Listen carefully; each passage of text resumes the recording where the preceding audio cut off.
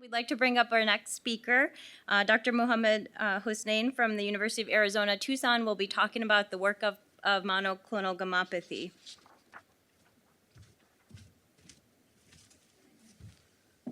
Right. Thank you for the introduction, and happy to be here. So my name is Muhammad Hussain. I'm an assistant professor at the University of Arizona, Tucson, and I'm a hematologist talking to a lot of cardiologists here today. And my discussion is workup for monoclonal gammopathy.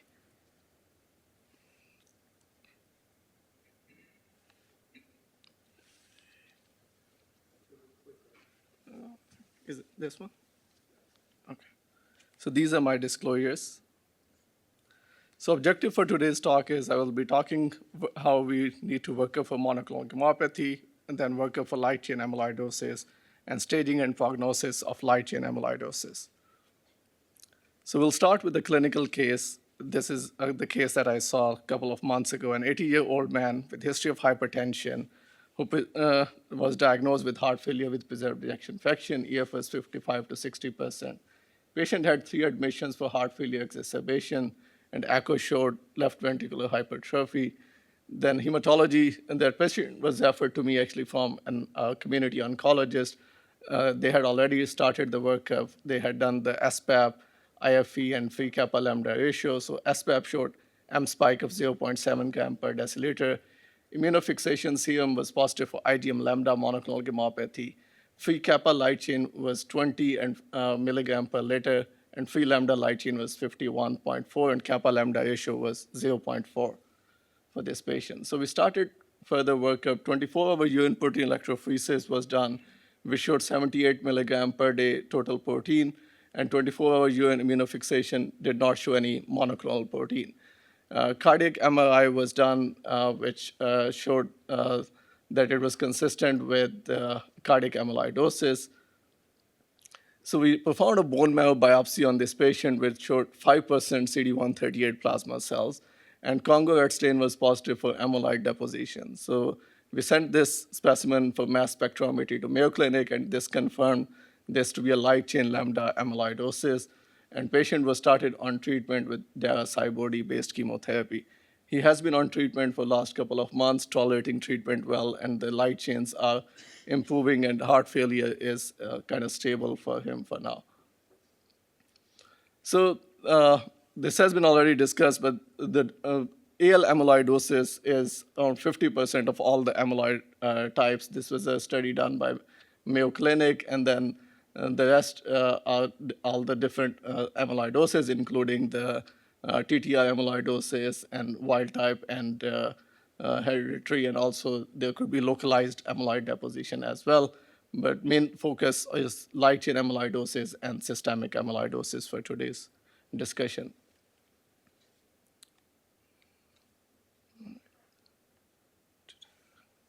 I don't know, this is not working.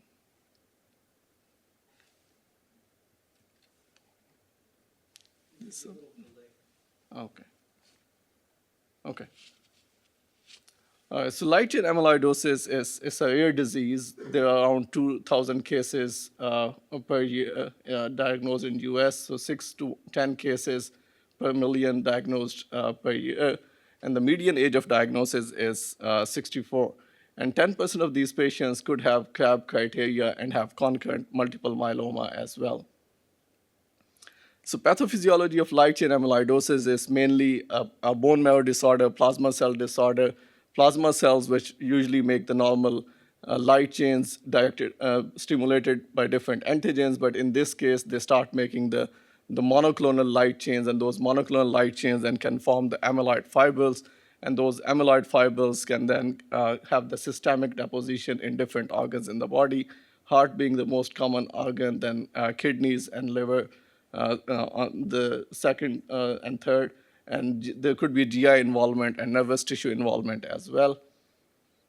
So we only need a small number of plasma cells for this to cause the light chain amyloidosis. So only 5 to 10% of the plasma cells are usually enough to cause light chain amyloidosis. And initially, patients can have monoclonal gammopathy of undetermined significance, and then this can progress to amyloid deposition in these patients. And amyloid, as we said, can cause end organ damage, and then these patients could be diagnosed with amyloid. So I want to spend a minute on differentiating between multiple myeloma and light chain amyloidosis. So patients could have renal involvement from the amyloidosis, and they could have predominant proteinuria. But in patients who have multiple myeloma, the renal damage is different than what we see in patients with light chain amyloidosis. So in patients who have multiple myeloma, usually what we see is the cast nephropathy, or what we call myeloma kidney, while in light chain amyloidosis, most of these patients, if they have the renal involvement, the predominant proteinuria is albuminuria and not the light chain. So that's is one of the differentiating features that we can see. And then those patients, they might not have the myeloma kidney, but they could have the light chain amyloidosis. So it's important to get that differentiation done, and that can help you differentiate whether it's amyloid or myeloma there. So clinical presentation for most of these patients, cardiac involvement is most common. So patients can present with heart failure, renal involvement, so they can present with nephrotic and proteinuria, which is most commonly is albuminuria in those patients. There could be nervous system involvement and can cause peripheral neuropathy. Autonomic dysfunction could also be seen. Patients could be having hypotension, dizzy spells, syncope. They could have periorbital purpura, skin changes, and then unexplained edema, unexplained soft tissue involvement, elevated liver enzymes, elevated ALK phos, and enlarged liver. And in the GI, they could have diarrhea and GI bleeding as well. So diagnosis requires pattern recognition. So most of these patients, if they have, on the echocardiography, they have hypertrophy, left ventricular septal hypertrophy, and then some of those patients who were on antihypertensive, and now they're becoming intolerant to their antihypertensive medications and becoming more hypotensive, and then low blood pressures, history of carpal tunnel syndrome, and for the light chain, most of these patients would have heart failure plus or minus nephrotic and proteinuria if they have renal involvement as well, and they could have macroglossia and periorbital purpura. I think macroglossia is more specific with the light chain amyloidosis. I haven't seen many patients having macroglossia with TTR amyloidosis as well, and orthostatic hypotension, peripheral neuropathy, and they would have the monoclonal gammopathy present as well. So heart is the most common organ involved in the light chain amyloidosis. 57% of the patients have cardiac involvement, 44% have renal involvement, and then 22% of the patients have nervous involvement. Liver involvement is around 17%, GI is around 16%, and then other soft tissue involvement could be seen in 5% of the patients. So this is the IMWG diagnostic criteria for systemic light chain amyloidosis. So patients have to have an amyloid-related systemic syndrome. They should have either renal, liver, heart, or GI tract involvement, or peripheral nervous system involvement, positive amyloid staining by Congo red in any tissue, fat aspirate, bone marrow, or organ biopsy, and evidence that amyloid is light chain related established by direct examination of the amyloid using mass spectrometry-based proteomic analysis or immunoelectron microscopy is one of the requirements by International Myeloma Working Group for us to diagnose these patients with light chain amyloidosis. And they have to have an evidence of monoclonal plasma cell proliferative disorder, either serum or urine monoclonal protein, abnormal free light chain ratio, or clonal plasma cells in the bone marrow must be present. So whenever we are suspecting patients to have amyloidosis, we need to order these comprehensive hematological workup, which involves doing a serum protein electrophoresis, serum immunofixation, free light chain assay, 24-hour urine protein electrophoresis, and 24-hour urine immunofixation. I think it's important to do all of these testing because most of the time patients could have just the free light chain disease. Sometimes the SPAP might be negative, but we might be able to pick the disease on the free light chain assay. And sometimes patients could have just the urine and kidney involvement, and they could have free light chains in the urine. So it's important to do a 24-hour urine electrophoresis on these patients to determine whether these patients have nephrotic and proteinuria or not. So a slide on the interpretation of SPAP. So This is the SPAP interpretation. Mainly patients who have monoclonal gammopathy, they would have, I don't know if we can point there. Yeah, so patients would have an M spike, which is presented like this, while the other graphs, they can have more of a monoclonal spike or a polyclonal spike there. So SPAP usually tells us whether there is a monoclonal gammopathy present or not, and then we do the immunofixation to tell us what type of monoclonal gammopathy is present, and then we use the anti-CR to determine whether it's IgG, IgA, or IgM, or kappa or lambda type. So like in this patient has an IgG band here and then a kappa band here. So this is an IgG kappa monoclonal gammopathy present on this same immunofixation. And then these are the serum-free light chain ratios. So the normal ratio in a patient with a normal kidney function is usually from 0.64 to 1.92. And then if the renal function goes down, the ratio can go up a little bit, up to 2.17. So in patients with eGFR less than 30, the free light chain ratio can be as high from 0.67 to 2.17. So these are the normal values. If the free light chain ratio is either more than 2.1 or less than 0.6 in a patient with low GFR, then that is considered abnormal, and those patients need to have further workup for the light chain amyloidosis. So confirmation of light chain amyloidosis always involves getting a bone marrow biopsy with congruent stain, getting an abdominal fat pad biopsy or aspirate, and biopsy of the involved organ if we are not finding the congruent positivity on bone marrow biopsy or biopsy of the abdominal fat pad, and then mass spectrometry to confirm the type of that amyloid fibrils. So this is just one diagram showing the amyloid deposition in the periarterial regions here, pericapillary, and then positive for congruent stain, and these are the amyloid fibrils that can be seen here.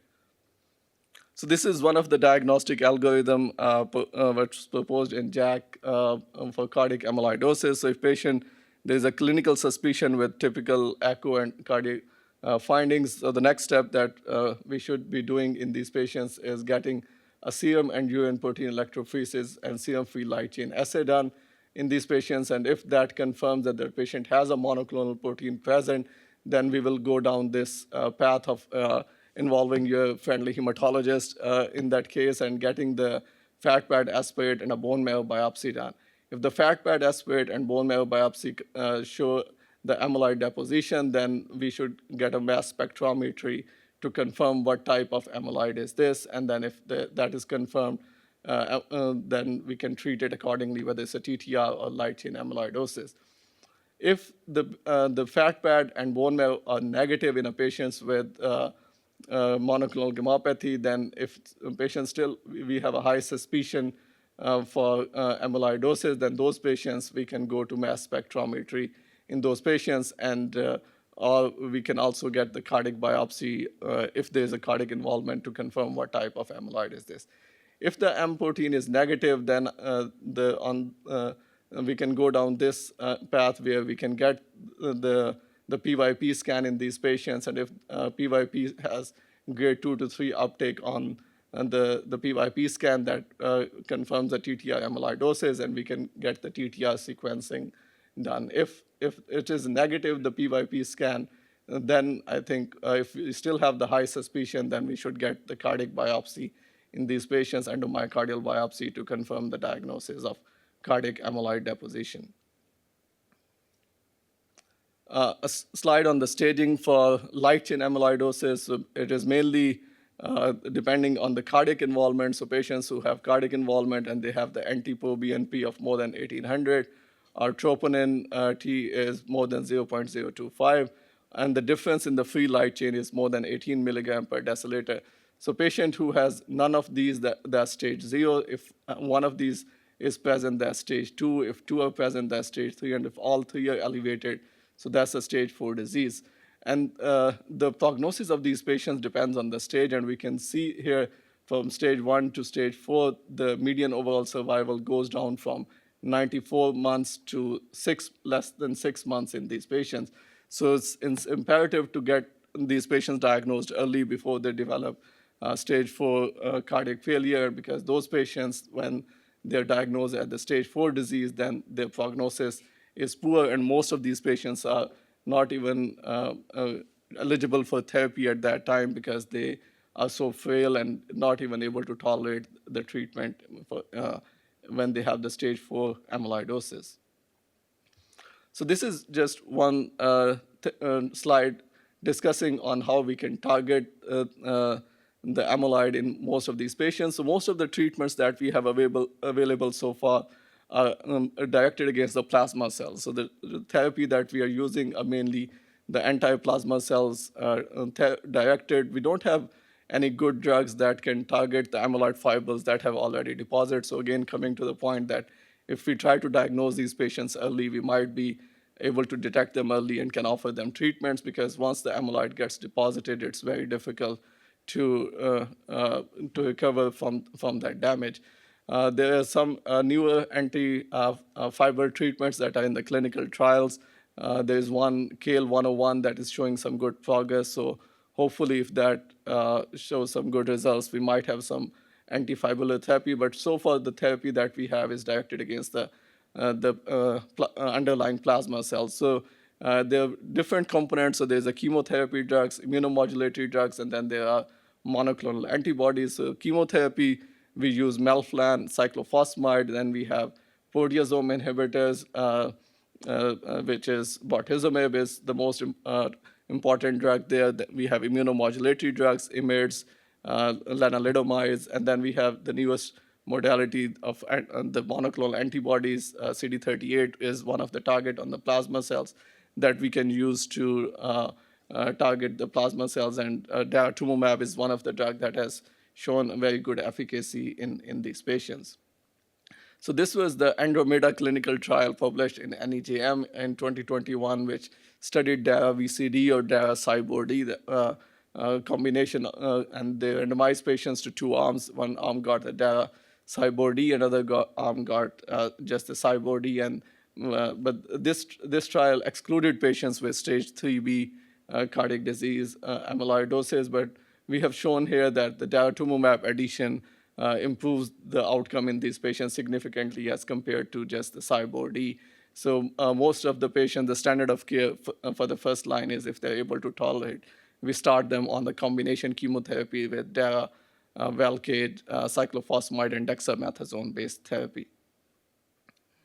And with this treatment, there was significant cardiac and renal responses, and this is response rate at 6 months and 12 months, and we showed that with the addition of dara-CyBorD, there was a 42% cardiac response as compared to 22% just with the CyBorD, and the same with at the 12-month, the response rate even improved to 57% in the dara-CyBorD as compared to 28% of the patients in the CyBorD. So it's important to get those patients started on the combination of the dara-CyBorD treatment once we diagnose them with light chain amyloidosis. So treatment options start with dara-CyBorD. Consider stem cell transplant if they're transplant eligible. If transplant ineligible, then we continue them on the dara-CyBorD until we have able to achieve a very good hematological response or better. If they have a relapsed refractory disease, then there are some other treatment options available like pomalidomide and dexamethasone, lenalidomide, carfilzomib, and patients who have 11-14 translocation, we consider venetoclax, which is another targeted treatment that we can use in these patients that has shown some good results in patients who have 11-14 translocation. So the take-home message here is that consider amyloidosis in patients, light chain amyloidosis, if patients have non-ischemic cardiomyopathy and they have LVH on echo findings, and we start with the workup with the SPAP, immunofixation, and free light chain ratio. If patients have peripheral neuropathy, autoimmune dysfunction, carpal tunnel syndrome, periorbital purpura, macroglossia, that phenotype is more consistent with light chain amyloid. So we check serum, urine electrophoresis, immunofixation, free light chain ratio. And if monoclonal protein is present, or if abnormal free light chain present, then we need to get hematology involved for bone marrow and biopsy and fat pad aspirate before ordering a PYP scan. I think because the PYP scan sometimes can give you false positive rates, and in those patients, I think it's important to rule out the light chain amyloidosis first before we jump on to the next step. With this, I would like to conclude, and thank you everyone for your attention.